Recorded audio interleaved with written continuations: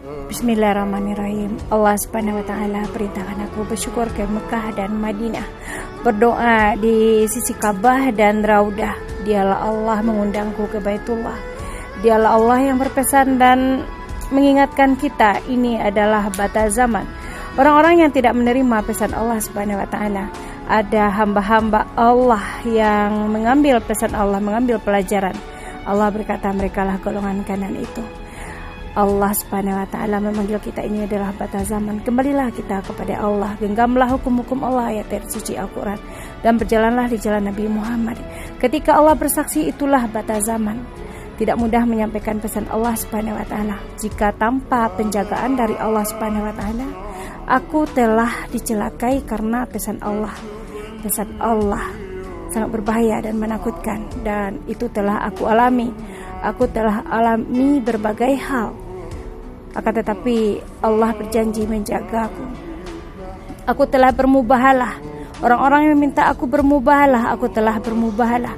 Allah memberikan aku mimpi. Dengan mimpi Allah memperlihatkan, lalu Allah takwilkan, dan mimpiku terjadi. Allah takwilkan mimpiku untuk bersyukur ke Baitullah, sebagaimana aku bermimpi di Masjidil Haram bolak-balik. Allah perintahkan aku bolak-balik 3 kali. Untuk apa? Dialah Allah bersaksi yang hamba-hamba Allah katakan pesan Allah dari iblis Dajjal. Itulah yang Allah sebut pengikut Dajjal yang muncul ke permukaan. Pesan Allah untuk keselamatan kita, mengingatkan kita semua ini batas zaman. Allah berkata, lihatlah bencana terjadi di mana-mana, lihatlah azab akan terjadi di mana-mana. Dan perkataan Allah benar. Bencana terjadi di mana-mana karena mengabaikan pesan Allah Subhanahu wa taala. Akan tetapi rahman Allah sangat luas. Allah berkata, mintakan ampunan kepadaku untuk umat Muhammad. Berdoalah di sisi Ka'bahku dan berdoalah di sisi Raudah, dan aku melakukan apa yang Allah katakan. Bahkan ketika Allah perintahkan aku ke Raudah, aku tidak memiliki tasreh, aku tidak memiliki nusuk. Akan tetapi bismillah aku menuju Raudah, dan Allah mudahkan tanpa tasreh dan nusuk, dan aku sampai karena perintah Allah Subhanahu wa taala. Allah perintahkan berdoa di Raudah. Dialah Allah yang bersaksi.